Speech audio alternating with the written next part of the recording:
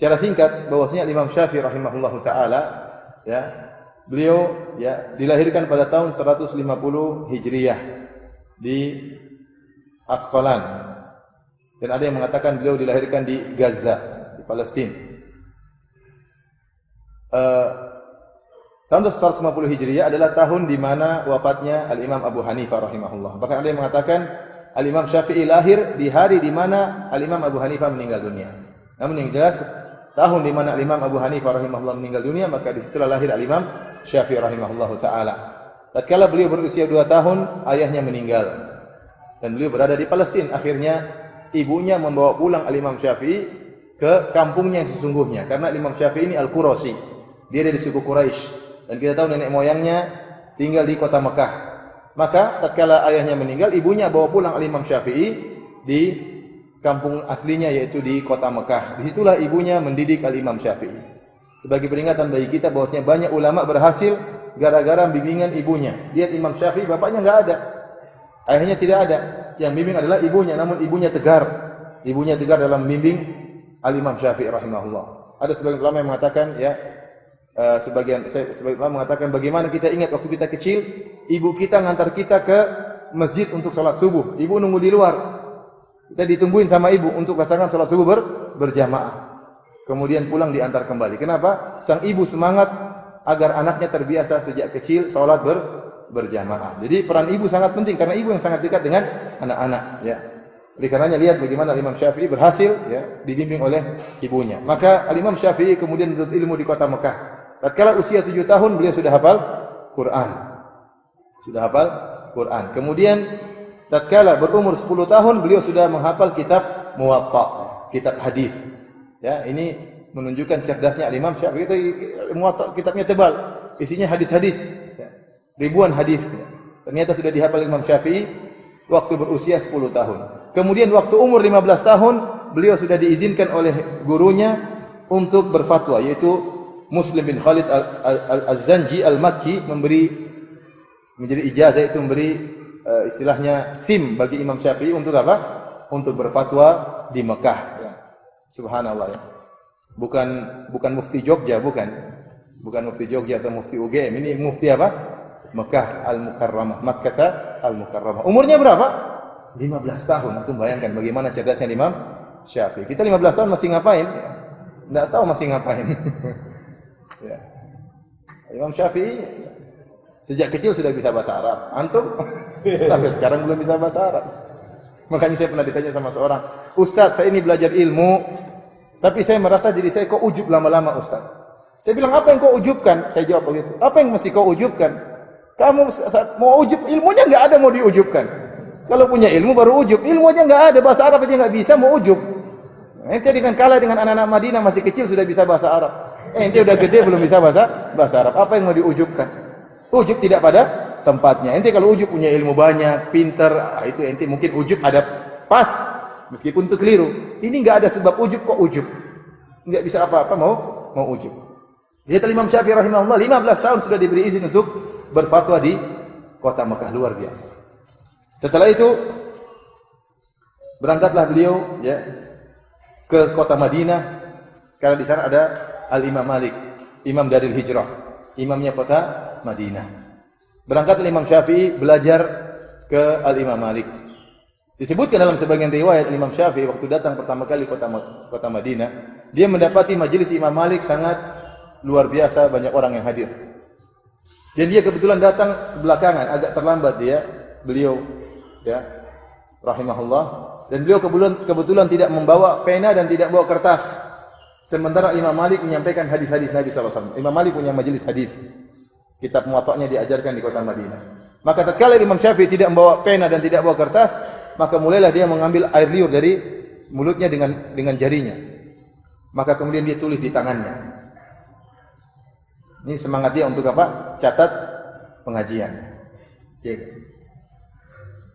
Apa yang dia tulis yang enggak ada, ditulis hilang pasti. Al-Imam Malik heran, karena itu perkara yang menarik perhatian Imam Malik.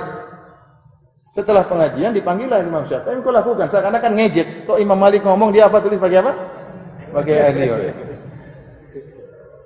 Imam Syafi'i bilang, "Saya tidak bawa apa-apa." Terus Imam Syafi'i mengulangi seluruh hafalan yang dia dengar. Padahal tidak ada yang tertulis. Kenapa? Karena kalau kita menggerakkan sesuatu, menulis misalnya, maka kita menggunakan salah satu indera kita untuk mencatat, dan ini semakin membuat ilmu yang kita pelajari lengket. Ya. Oleh karenanya orang hanya mendengarkan, kemudian gini-gini aja, lain dengan orang yang apa? Mencatat. Berbeda. Tatkala dia mencatat, dia menggunakan banyak indera. Pertama, mata dia gunakan. Kemudian otak dia kenapa? Dia harus nulis apa yang ada di otaknya. Bahkan terkadang dia menulis kesimpulan. Berarti itu sudah murojaah secara tidak langsung. Pasti lebih lengket. Dan itu yang dilakukan Imam Syafi'i.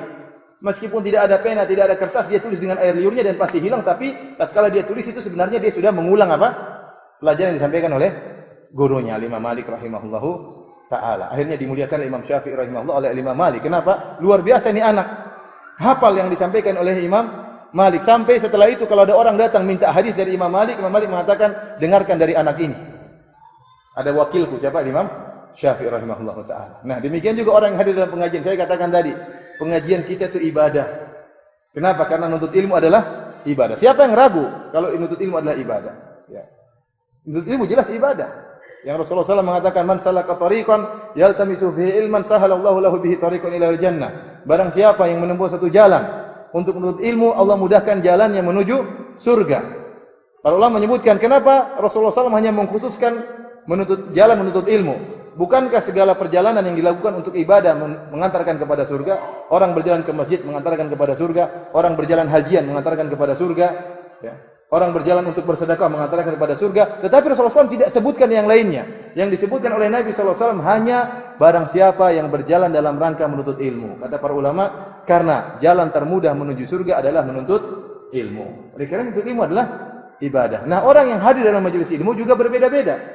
Sebagaimana ada dua orang yang sholat di saf yang pertama berdampingan, kata Syekhul Islam Ibnu Taimiyah rahimahullah, pahalanya bisa berbeda. Kenapa? Karena satunya khusyuk, mungkin satunya pikiran kemana-mana. Ya, pahalanya bisa berbeda padahal mereka bergandengan, berdampingan. Demikian pula para penuntut ilmu. Bisa jadi yang hadir rame, sama, tapi pahalanya bisa berbeda. Yang cuma dengar ngangguk-ngangguk, pahalanya lain dengan apa yang mencatat. Yang ceramah masuk telinga kanan, keluar telinga kiri, dapat pahala juga ya. Tapi lebih baik daripada yang tidur. Ya. Ada yang Masya Allah masuk nempel, Masya Allah ada. Ada yang masuk keluar pasti ada sisanya. Ada yang baru belum masuk, sudah mental, belum sempat masuk. Oleh karena para hadirin dan hadirat yang dirahmati Allah Subhanahu wa taala, ini sekedar saya sampaikan tentang bagaimana Imam Syafi'i ya di awal kedatangan beliau kepada Imam Malik. Sampai akhirnya beliau pun mempelajari ilmu dari Al-Imam Malik rahimahullahu taala, jadilah beliau orang yang alim. Setelah beliau menuntut ilmu dari Imam Malik rahimahullahu taala, pada tahun 195 Hijriah beliau pergi ke Baghdad. Menuntut ilmu juga dari ulama di sana. Di antara guru beliau adalah Muhammad bin Hasan Asy-Syaibani. Muhammad bin Hasan Asy-Syaibani adalah salah satu murid senior dari Al-Imam Abu Hanifah. Ya, Al-Imam Abu Hanifah punya dua murid senior, yaitu Abu Yusuf dan yang satunya adalah Muhammad bin Hasan Asy-Syaibani. Ya, Asy-Syaibani. Dan Imam Al-Syafi'i belajar dari gurunya Muhammad bin Hasan Asy-Syaibani. Dari sini kata para ulama, Al-Imam Syafi'i melakukan ibtikar, yaitu sesuatu yang baru. Kenapa? Dia belajar dari dua madrasah. Waktu itu ada madrasah semacam madrasah ilmu, metode belajar dua model. Ada namanya Madrasatul Hadis yang adanya di Madinah, yang pimpinannya adalah Imam Malik rahimahullahu taala. Kenapa disebut dengan Madrasatul Hadis? Istilahnya pondok pesantren hadis. Kenapa? Karena di kota Madinah banyak sahabat di situ. Aisyah radhiyallahu anha di situ, Abu Hurairah di situ, Ibnu Umar di situ. Banyak sahabat yang tinggal di kota Madinah, sehingga hadis-hadis Nabi banyak bertebaran di kota Madinah. Sehingga kalau ingin mencari hadis banyak di kota Madinah. Dengan begitu banyaknya hadis yang tersebar di kota Madinah, sehingga setiap hukum mudah diambil, ya, bagaimana hukum ini, bagaimana hukum itu. Kenapa? Karena ada dalil-dalilnya. Ada madrasah yang kedua yang disebut dengan Madrasatu Ahli Ra'yi. Madrasah penggunaan akal, yang itu adanya di Irak, ya, Irak. Yang sahabat yang ke sana cuma sedikit, di antaranya Abdullah bin Mas'ud radhiyallahu taala anhu yang berdakwah di sana. Sehingga hadis-hadis yang ada di sana cuma sedikit. Sementara banyak permasalahan yang timbul di Irak, terutama ada di sana juga peradaban Persia di sana. Persia peradabannya maju ketika itu. Sehingga banyak masalah-masalah yang timbul, sementara hadis-hadis yang mereka miliki tidak banyak. Dari situlah para ulama tatkala itu menggunakan otak mereka untuk berpikir bagaimana mengambil istinbat hukum dari hadis yang sedikit. Maka mereka sering menggunakan akal mereka, bahkan disebutkan, diriwayatkan dari Ibrahim An-Nakhai, dia mengatakan, satu hadis saya kiaskan kepada 100 masalah. Kenapa? Karena ada masalah, nggak ada hadisnya, gimana caranya? Ya, harus menggunakan akal. Ini apa, ilahnya apa, hukumnya bagaimana, kemudian dikiaskan dengan hadis-hadis yang ada. Maka dikenallah dengan madrasatu ahli ra'i. Banyak menggunakan akal dalam hal ini. Nah, Al-Imam Syafi'i rahimahullah belajar di dua madrasah ini. Beliau belajar kepada Imam Malik yang berpegang teguh kepada hadis-hadis Nabi sallallahu alaihi wasallam, dan beliau juga belajar di madrasahnya Al-Imam Abu Hanifah melalui Muhammad bin Hasan Asy-Syaibani rahimahullah, madrasatu ahli ra'i. Maka keluarlah Imam Syafi'i dengan ilmu yang baru, menggabungkan di antara dua madrasah. Maka Imam Syafi'i akhirnya menulis buku yang sangat luar biasa, yaitu Ar-Risalah. Yang dalam Ar-Risalah kata para ulama itulah kitab usul fikih yang pertama. Kitab usul fikih yang pertama. Ya. Di situ juga ada usulul hadis. Ya, di situlah Imam Syafi'i membuat kaedah-kaedah. Dia menggabungkan kaedah-kaedah hadis dengan kaedah-kaedah yang dipakai oleh cara berfikir, metode berfikir, maka keluarlah kitab Ar-Risalah. Kemudian Imam Syafi'i juga menulis kitabnya Al-Um. Jadi dia menulis kitab kaedah, kemudian kitab praktek fikih, kitab Al-Um. Ada fikihnya. Ya. Sementara Imam Malik, metode pengajarannya dengan metode hadis. Bab ini, hadisnya 1, 2, 3, 4. Imam Syafi'i tidak, kitab fikih dia tulis. Bab taharah, bab salat, dengan kitab fikih. Hukumnya begini, pembicaraan yang panjang lebar. Dari sini, berkembanglah Al-Imam Syafi'i mazhabnya dengan cepat. Dan banyak orang yang tertarik dengan mazhab Al-Imam Syafi'i. Bahkan sebagian orang-orang yang tadinya berpegang dengan mazhab satu ahli ra'yi berpindah ke mazhab Imam Syafi'i. Demikian juga sebagian orang-orang yang berpegang dengan mazhab Imam Malik berpindah kepada mazhab Imam Syafi'i. Kenapa? Karena beliau cara pengajarannya hebat. Dengan nulis dua buku ini, buku kaidah dan buku penerapan. Buku kaidah dan buku apa? Penerapan. Ketika itu belum ada kitab usul fikih mazhab Hanafi. Belum ada kitab usul fikih mazhab apa? Maliki. Imam Syafi'i yang pertama kali bikin. Ya. Kitab usul fikih dari kitab Ar-Risalah, itu kaidah-kaidah maksudnya. Dari sini banyak yang tertarik dan timbullah orang-orang yang hasad kepada Al-Imam Syafi'i rahimahullahu taala. Dan kalau orang sudah diajar oleh Imam Syafi'i, maka benar-benar dia cinta kepada Imam Syafi'i.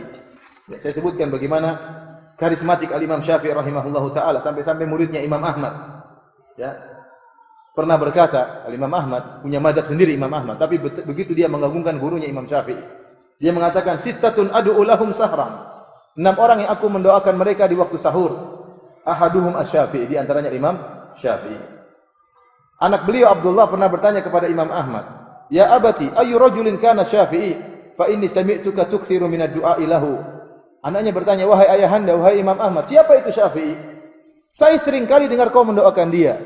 Gurunya Imam Ahmad. Imam mengatakan, "Ya bunayya, kana Syafi'i kasyamsi di dunia." Wahai putraku, wahai ananda, ketahuilah Syafi'i itu seperti matahari bagi apa? Bagi bumi. Kalau matahari enggak ada, bumi rusak. Subhanallah. Ini luar biasa bagaimana pengagungan Al-Imam Ahmad terhadap Imam Syafi'i. Kemudian di antaranya Abu Thawr. Abu Thawr dahulunya masuk dalam madrasah ahli ra'i. Salah seorang ulama di Irak. Waktu dia belajar terhadap Imam Syafi'i, dia berguru kepada Imam Syafi'i, maka benar-benar dia mengagungkan Imam Syafi'i. Sampai pernah ditanya Abu Thawr, mana yang lebih faqih? Asy-Syafi'i atau Muhammad bin Hasan? Syafi'i atau Muhammad bin Hasan? Muhammad bin Hasan ini gurunya Imam Syafi'i.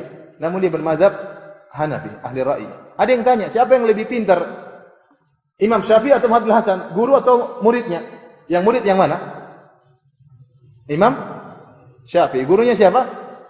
Muhammad bin Hasan. Dan antum perlu tahu Muhammad bin Hasan itu orangnya gemuk ya. Orangnya apa? Gemuk. Ada perkataan Imam Syafi'i, saya tidak tahu ada orang gemuk yang cerdas kecuali ini guru saya.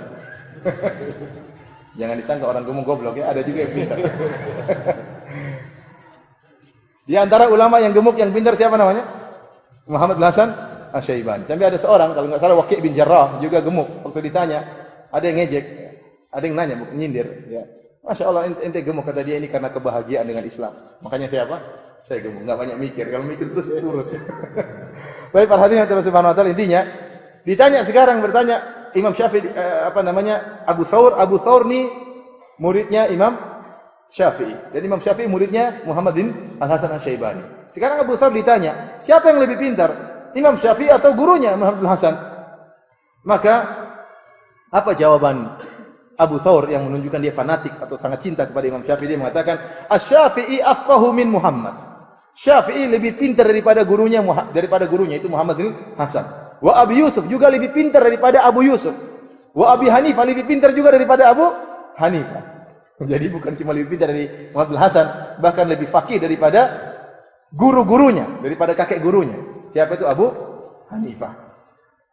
Wa Ibrahim wa Alqamah wal Aswad, lebih pintar daripada mereka semua, kata Abu Thawr. Dan ini menunjukkan kecintaan mereka terhadap Al-Imam Syafi'i. Sehingga Abu Thawr padahal punya mazhab sendiri. Imam Ahmad juga punya mazhab sendiri. Namun mereka belajar terhadap Imam Syafi'i, berguru kepada Imam Syafi'i karena hebatnya Al-Imam Syafi'i, ya. Yang hebat itu bagaimana dia bisa berkreativitas membuat cabang ilmu baru, yaitu ilmu usul fikih.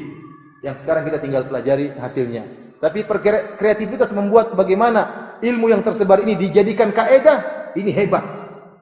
Inilah hebatnya siapa? Imam Syafi'i. Ilmu yang luas ini dijadikan kaedah-kaedah. Ya, kalau istilahnya ada ilmu kita jadikan rumus-rumus. Orang yang menciptakan rumus pintar atau tidak? Pintar karena dia memikirkan, merenungkan, menyimpulkan. Demikian juga Imam Syafi'i, untuk buat kaidah tidak mudah. Dia harus meneliti, menelaah, menimbang, kemudian akhirnya buat kaidah. Itulah hebatnya Imam Syafi'i sehingga banyak yang tertarik kepada beliau rahimahullahu taala. Dari sinilah sebagian orang-orang yang bermadzhab Maliki pindah mazhab kepada Imam Syafi'i. Sebagian orang-orang bermadzhab Abu Hanifah pindah mazhab kepada Al-Imam Syafi'i. Sampai ada seorang ulama yang terkenal yang senior juga akhirnya hasad kepada Al-Imam Syafi'i, bahkan berdoa kecelakaan bagi Al-Imam Syafi'i dalam sujudnya. Muhammad bin Abdullah bin Abdul Hakim berkata, aku mendengar si fulan berdoa fi sujudi, berdoa di sujudnya. Yad'u ala Syafi'i, dia mendoakan keburukan bagi Imam Syafi'i, bil maut, agar Imam Syafi'i segera meninggal.